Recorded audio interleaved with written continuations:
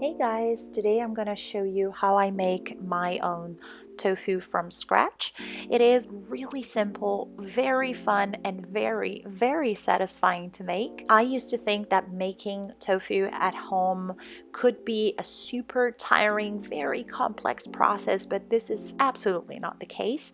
Since I found a recipe on Instagram a few months ago, I've been religiously making my own tofu at home. It tasted so much better than what you can buy in supermarkets. It is fresh, delicious. You know exactly what's in it.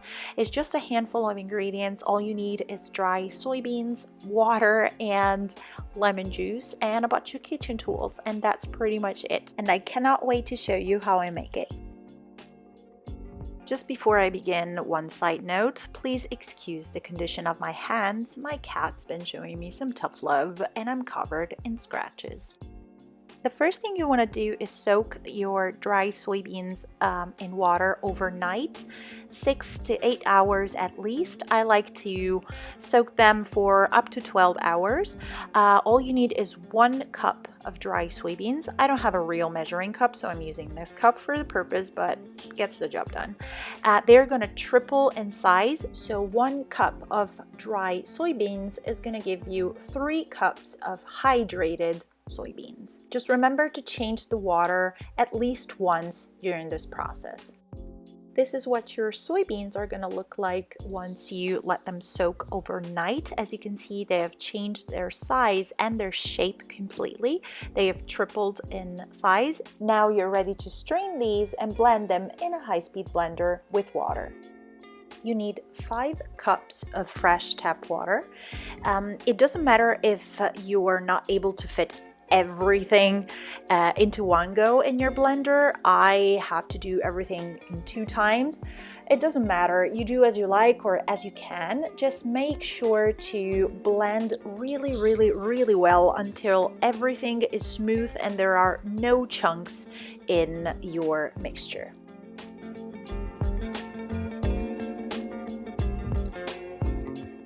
After blending the beans, you are ready to strain the soybeans pulp and separate it from the liquid.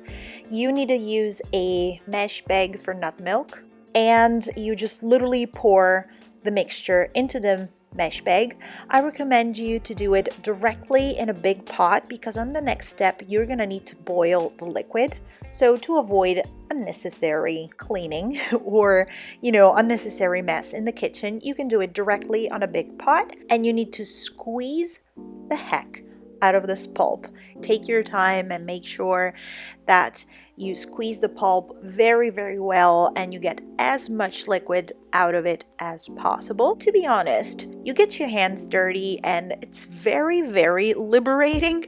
If you have any accumulated stress, this is a great way to de-stress and get that anxiety out of your body.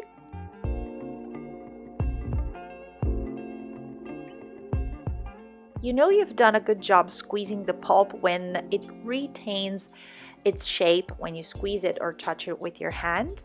Don't throw this pulp away. This is called okara, and you can use it for recipes such as stir fries, burgers, cookies, you name it. If you haven't done everything in one go and had to divide the ingredients to fit the capacity of your blender, just repeat this process until you've blended and squeezed everything.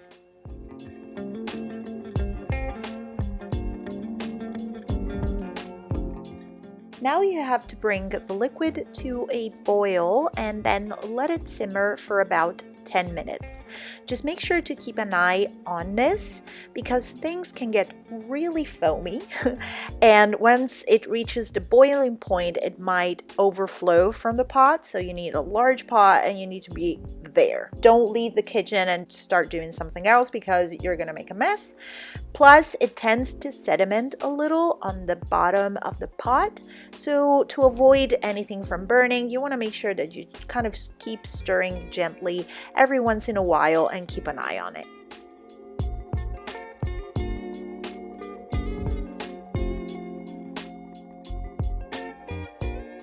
Once you've let your soy milk simmer for about 10 minutes, remove it from the heat and let it cool down for about 5 minutes.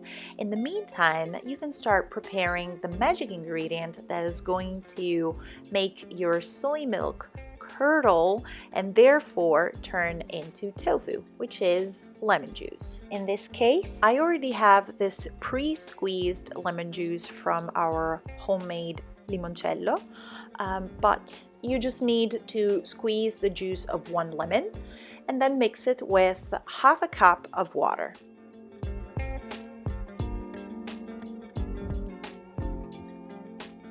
After the 5 minutes have passed, you can pour your coagulant mixture of lemon juice and water into the soy milk.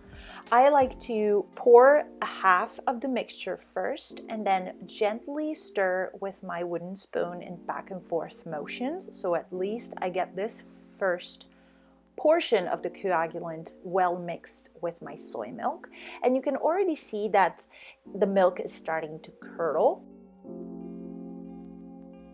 Then I pour the second half of the coagulant mixture and I stir again really gently to make sure that everything is well mixed and well combined together. But at this point, as you can see, there are very big chunks that have formed in the soy milk already. Once everything is well combined, just cover with a lid and let it rest for 15 minutes.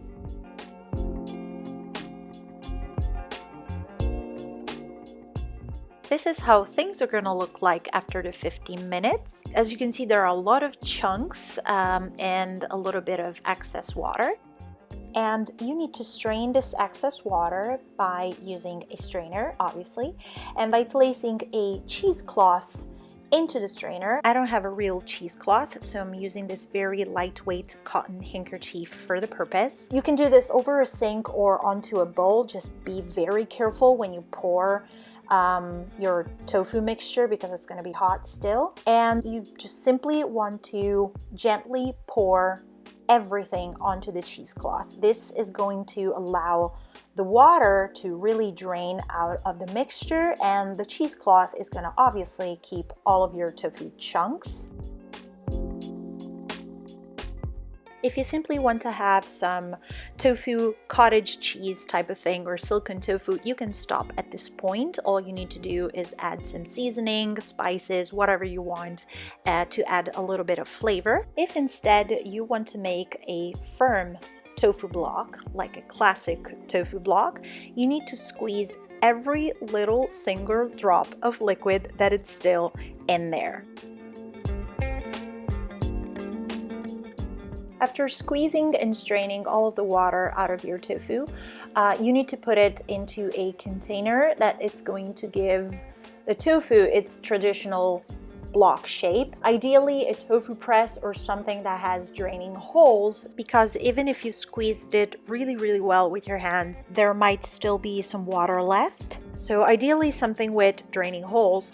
If you don't have something like that, don't worry, just grab any container that you have. It doesn't matter really the size, as long as you are able to give your tofu a shape. You can help yourself with your hands, or as I do with a spatula to kind of even out the surface a little bit. As long as you're able to put as much weight as you can on top of this container, because the weight is basically going to replicate what the tofu press does, which is pressing the tofu and making it firm. So as you can see, for the purpose, I'm using a smaller container to put on top of the tofu and a stack of really heavy books on top of that smaller container. Leave your tofu to rest with weights on top for at least 1 hour.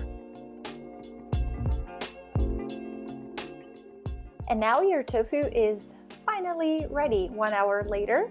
All you need to do is get rid of any excess water that might have come out of your tofu while the weights were pressing on it, and you're done. You can store it in the fridge for up to 5 days, submerged in fresh water in an airtight container, or you can do as I like to do, which is to cut it in portions and store it in the freezer. I really hope you have enjoyed this video. Thank you guys so much for watching. I'll see you in my next one.